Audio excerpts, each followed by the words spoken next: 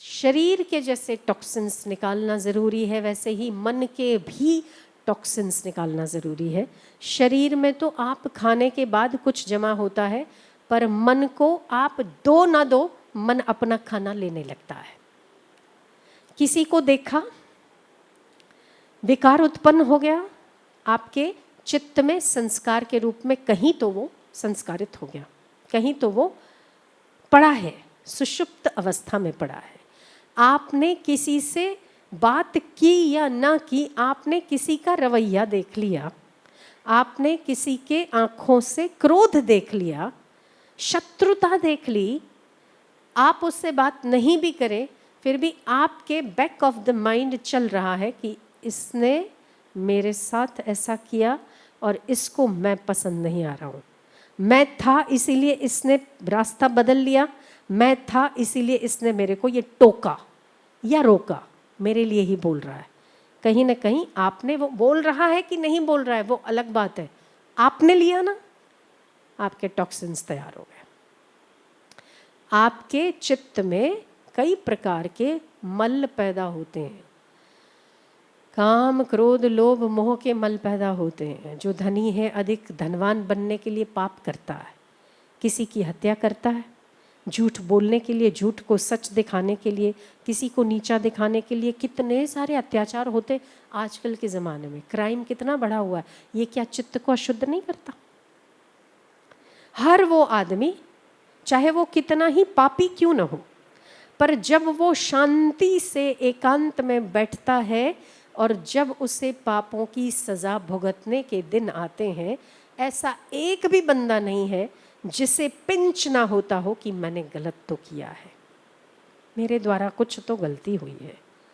वो पापी हो या इंसान सज्जन हो, सज्जनों को ज़्यादा होता है और बार बार होता है, पर दुर्जनों को आखिरी घड़ी में होता है, पूरा जीवन बीतने के बाद होता है, पर होता ज़रूर है। तो इसीलिए भी हर रोज मन की शुद्धि भी करनी चाहिए। इसके बीच में कि जिन लोगों को गलतियां करने के पहले या गलतियां करने के बाद समझ आता है कि मेरे को ये नहीं करना चाहिए, मुझे ये नहीं करना चाहिए, ये वृत्ति अगर कहीं उत्पन्न हुई है तो इसे आप गुरु की कृपा समझिएगा।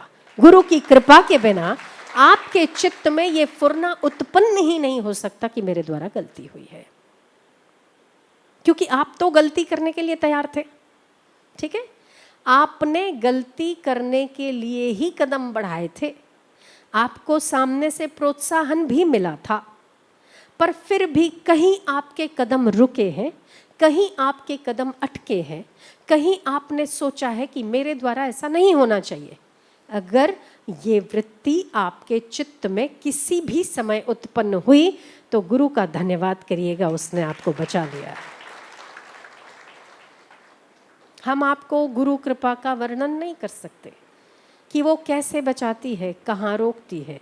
यदि आपके चित्त में कोई भी काम करने के पहले अवरोध पैदा होता है, आपका मन कहता है कि नहीं ये मुझे नहीं करना चाहिए, या आपने उन सिचुएशन को अतिक्रमण नहीं किया है, लांघा नहीं है, आप रुके हैं वहां, तो ये गुरु की कृपा है।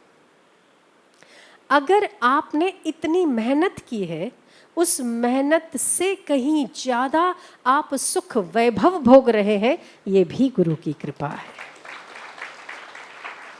निराशा में आपको आशावादिता आ जाती है। जब आप निराश हो जाते हैं और अचानक से आपको एक बल की किरण दिखाई देती है, आप निराश हो जाते हैं, आप हताश हो जाते हैं, आप दीन हो जाते हैं, आप दुखी हो जाते हैं, और अचानक से आप में इतना बल आ जाता है और आप सोचते हैं अरे कुछ नहीं हुआ, अरे कुछ नहीं, मैं करके दिखाऊंगा।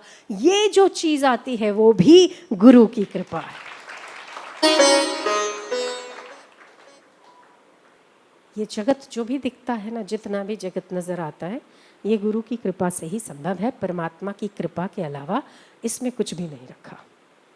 किसी ने आपका विरोध किया है और आप गलत नहीं हैं, पर आपने बोला नहीं है, या मर्यादा के वश नहीं बोला है, या रिश्तों के वश नहीं बोला है, या आप बोल नहीं पाए हैं इसीलिए नहीं बोला है, या आपने अपनी इज्जत संभालने के लिए नहीं बोला है, या सामने वाले का अपमान न हो इसीलिए नहीं बोला है। मतलब कहीं न कहीं न बोलने की वजह कोई सद्गुण हो सकता है।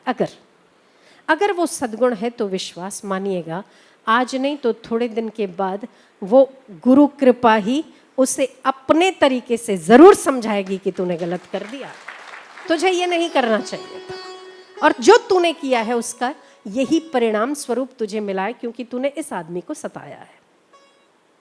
गुरु कृपा हम उसका वर्णन नहीं कर सकते, ये जितनी बयान की जाए उतनी कम है।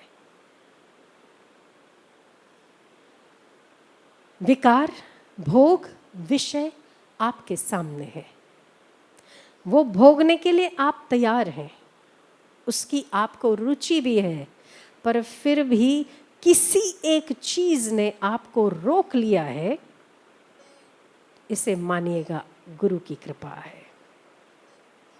आपने काम को छोड़कर राम का चयन किया है, आपने क्रोध को छोड़कर क्षमा का चयन किया है, आपने असत्य को छोड़कर सत्य का चयन किया है, आपने तमाम विकृतियों को छोड़कर, भोग और संग्रह को छोड़कर सत्संग में आने का विचार कर लिया है, तो ये भी गुरु की कृपा है।